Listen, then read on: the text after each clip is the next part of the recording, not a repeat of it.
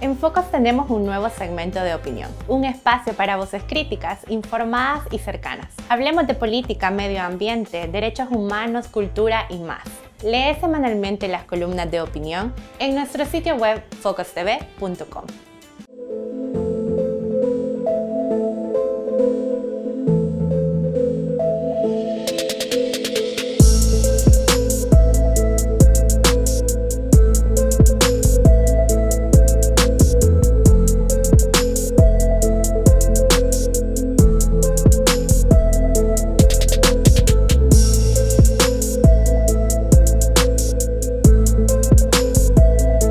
El Seguro Social es una entidad tripartita y aquí se respeta la opinión del gobierno, la opinión de la empresa y la opinión de los trabajadores.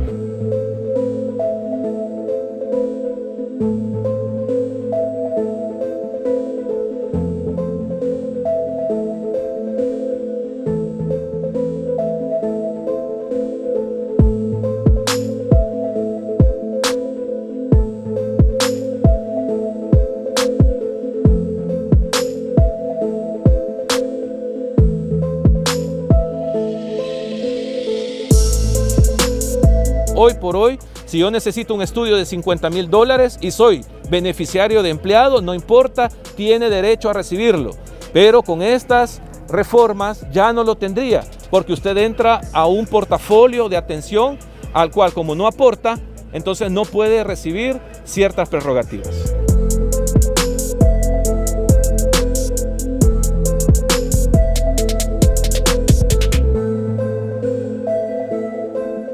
Ella va a tomar decisiones, van a tocar lo que son las reservas técnicas, que estamos hablando que son más de $900 millones.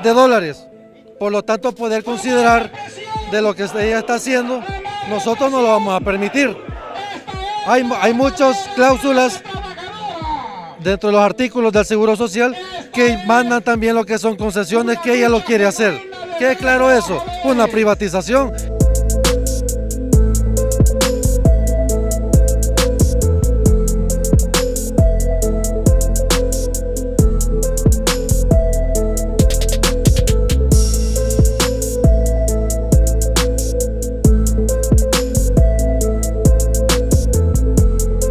Pero si ustedes no hacen algo que verdaderamente atente contra los derechos de los trabajadores, del pueblo, de la salud, de nuestras instituciones de salud, como el Seguro Social, cuenten, que entonces vamos a volar riata.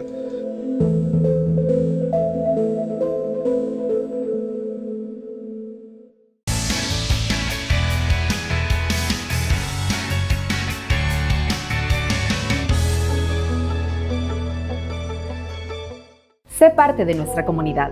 En Focos estamos comprometidos con un periodismo más cercano. Agréganos en WhatsApp 7850-0767 y recibí nuestras publicaciones de manera inmediata.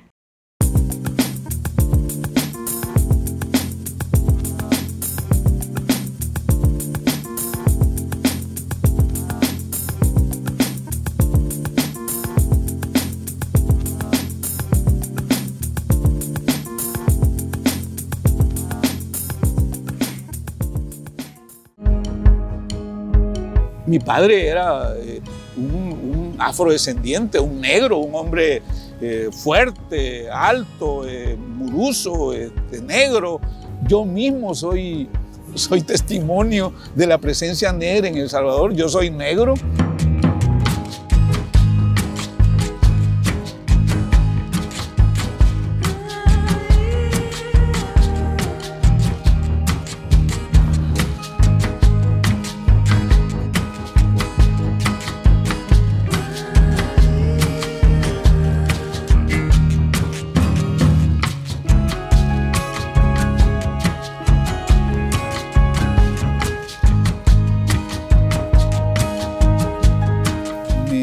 Autoidentifico, me autorreconozco como de la etnia de los panunes que llegaron a Tiquisaya en 1580, que panunes, el concepto, el término viene de Banunes. Banunes es de una región esclavizada en Senegambia, en África Occidental, en una zona llamada Casamance, entre los ríos de Guinea y lo que hoy es Guinea-Bissau, Senegambia, Senegal. Tenemos la herencia africana, eso es innegable. Que la afrodescendencia no solamente se refiere al tono de piel, sino que a otras características, como por ejemplo el cabello o características, los rasgos faciales, la estatura, la complexión física. Claro, a nosotros nos ha tocado aprender y enseñar, porque nuestra historia está borrada y pues a nosotros nos ha tocado rediseñar la historia. Esta es una parte buena y una parte mala. Primero porque nos han invisibilizado 500 años, es la parte mala, pero la parte buena es que nosotros estamos escribiendo nuestra historia como hubiéramos querido que hace 500 años las personas o todos nos hubieran reconocido como afrodescendientes.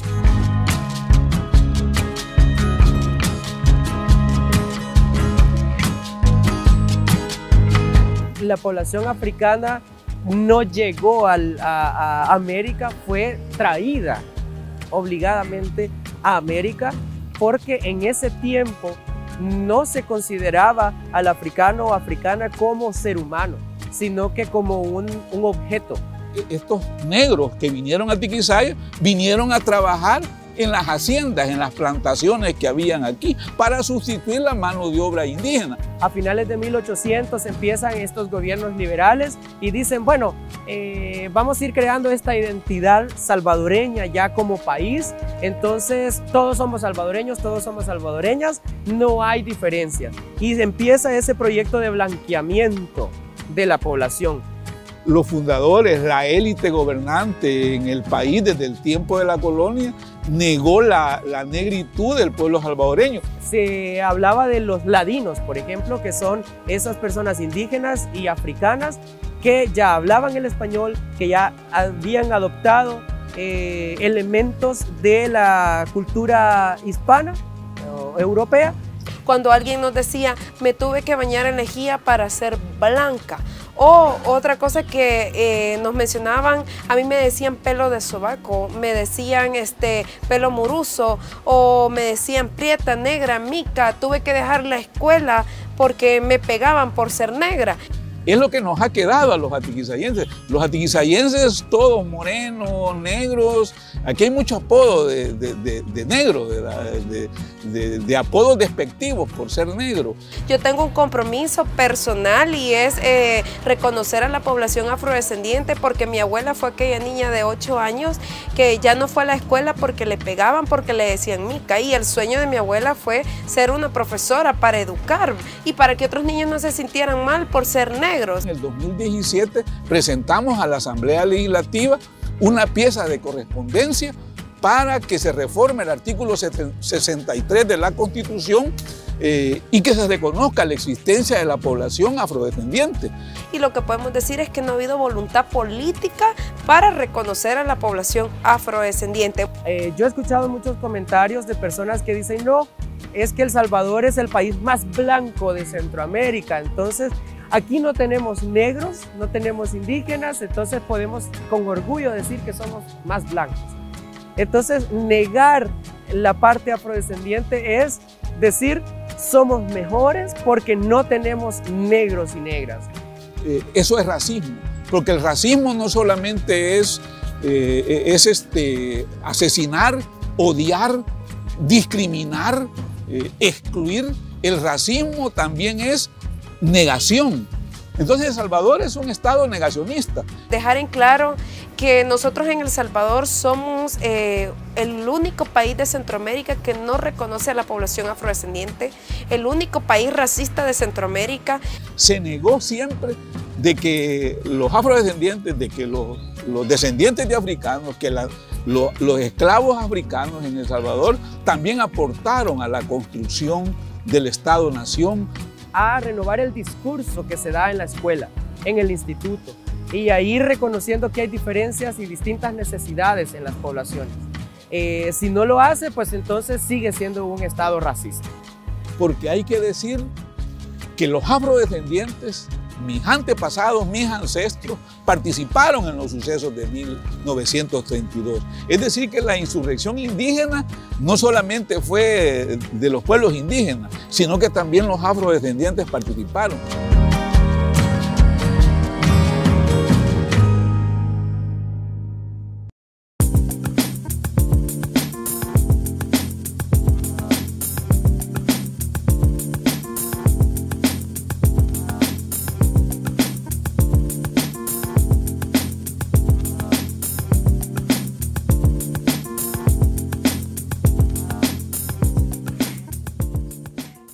En la Unión Europea promovemos la protección de ecosistemas, bosques y biodiversidad.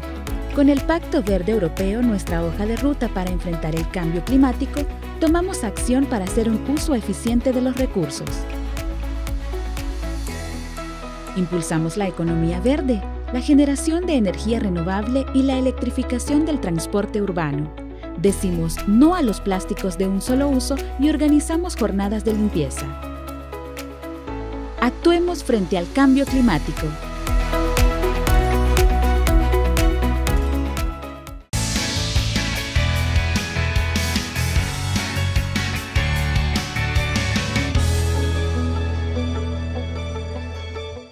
El pasado 11 de agosto, un equipo de abogados liderado por el vicepresidente de la República, Félix Ulloa, presentó una serie de reformas a la Constitución de la República que modifican 215 artículos de los 274 que tiene la actual Carta Magna salvadoreña. Es decir, que este gobierno, el gobierno del presidente Nayib Bukele, prácticamente ha redactado una nueva constitución. Abogados y organizaciones sociales han cuestionado este proyecto de reforma porque consideran que otorga más poder al gobierno y menos independencia a las instituciones que deben controlarlo, las cuales son vitales para una democracia. Hoy vamos a leer la letra pequeña de este proyecto de reforma constitucional creado desde el Ejecutivo que genera muchas preocupaciones.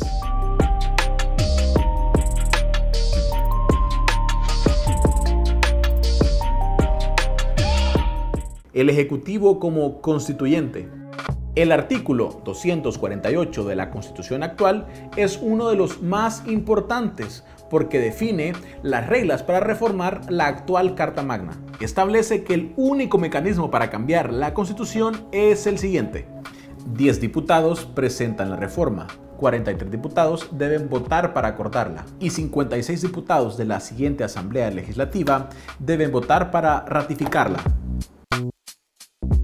Esto quiere decir que son los diputados los que tienen la exclusividad para proponer, discutir y modificar la Constitución. Se convierten en lo que los expertos del derecho llaman el constituyente derivado. Pero hasta ahora, ningún legislador ha participado en la construcción del proyecto de reforma constitucional presentado por el vicepresidente Ulloa. La reforma se redactó y se propuso desde el Ejecutivo y para algunos abogados eso implica una violación a la norma constitucional. A criterio del abogado José Marinero, el Ejecutivo se está atribuyendo esa facultad que no le da la Constitución y se está convirtiendo en un constituyente disimulado. De hecho, el vicepresidente Ulloa incluso ha confirmado que será el presidente Bukele quien tendrá la última palabra sobre este extenso pliego de reformas. Y esto genera muchas preocupaciones. No hay que olvidar que el presidente Bukele se ha caracterizado por un ejercicio autoritario del poder, como ocurrió en la toma militar de la Asamblea el 9 de febrero de 2020. O la maniobra que su partido político promovió el 1 de mayo cuando golpeó a la Sala de lo Constitucional y a la Fiscalía y despejó su camino a más poder. En los países democráticos, las constituciones, o en este caso las reformas amplias, se construyen bajo la democracia de los consensos, es decir que todos los sectores que representan a la sociedad se ponen de acuerdo. La alternabilidad en el ejercicio de la presidencia en duda. Les explico la forma y sistema político de gobierno. el territorio nacional y la alternabilidad en el ejercicio de la presidencia son normas que, según la propia Constitución, no pueden ser cambiadas, las llamadas cláusulas pétreas del artículo 248. Esto quiere decir que todos los artículos de la Constitución que hagan referencia a esos valores constitucionales no pueden ser modificados. La última de estas cláusulas expresa que ser presidente es un cargo de tiempo definido que no puede extenderse y que al terminarse ese tiempo, una nueva persona deberá tomar el relevo. El artículo 154 define que el periodo presidencial será de 5 años y ni un día más. De acuerdo con el análisis de los juristas, este es uno de esos artículos protegidos por la cláusula de alternabilidad del 248 y por lo tanto irreformable. Sin embargo, la propuesta del Ejecutivo sí contempla modificar el 154 y ampliar el periodo presidencial a 6 años. A esto hay que sumarle que la reforma permitiría que el presidente solo deba esperar un periodo para volver al cargo, contrario a la norma actual que establece 2 periodos de espera. El abogado constitucionalista Jonathan Cisco argumenta que esta propuesta atenta contra la cláusula pétrea y abre un camino a reformas constitucionales futuras. Reformas que, por cierto, ahora serían más expeditas, porque el Ejecutivo pretende que una asamblea con 43 votos a favor las pueda acordar y que un referéndum mayoritario las confirme. Y por si fuera poco, estos cambios relativos a la alternabilidad en el ejercicio de la presidencia no vienen solos. La propuesta del Ejecutivo incluye también otros cambios, como eliminar la regla que castigaba con la pérdida de derechos de ciudadanía a cualquier salvadoreño o salvadoreña que apoyara, promoviera e hiciera activismo por la reelección presidencial. Asimismo, la reforma borra del mapa la prohibición de la existencia de un partido político único oficial. El poderoso Colegio de Abogados y Notarios. La propuesta de reforma del Ejecutivo crea un Colegio de Abogados y Notarios que tendrá la atribución exclusiva de seleccionar a candidatos o candidatas para las elecciones de segundo grado, es decir, las del Tribunal Constitucional, las de la Corte Suprema de Justicia, los titulares de la Fiscalía, la Procuraduría de Derechos Humanos, la Contraloría General, entre otros funcionarios. Eso indica que la Asamblea Legislativa podrá nombrar únicamente candidaturas que provengan de ese colegio de abogados. Según Marinero, esta disposición dará muchísimo poder a quien controle este colegio de abogados, porque tendrán la llave de todas las elecciones de segundo grado, cuya función es controlar, investigar, fiscalizar, vigilar y auditar principalmente al órgano ejecutivo.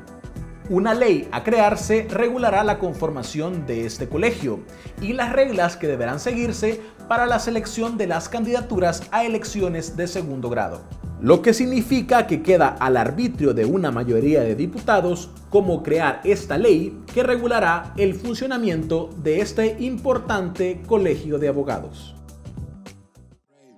Y para cerrar hay que hacer unos apuntes más.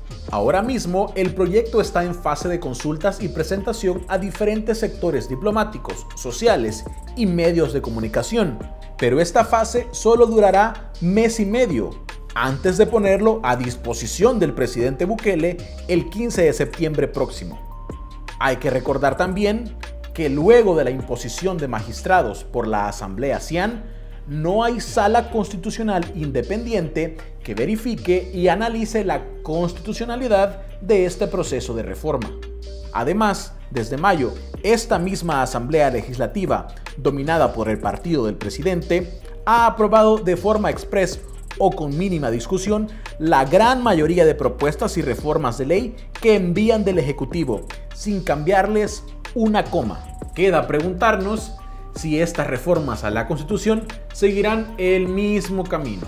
Modificar artículos de la Constitución es un asunto de gran importancia, porque implica tocar las reglas fundamentales de convivencia de un país. Y por eso es importante ponerle atención a lo que nos proponen desde las oficinas del presidente Bukele.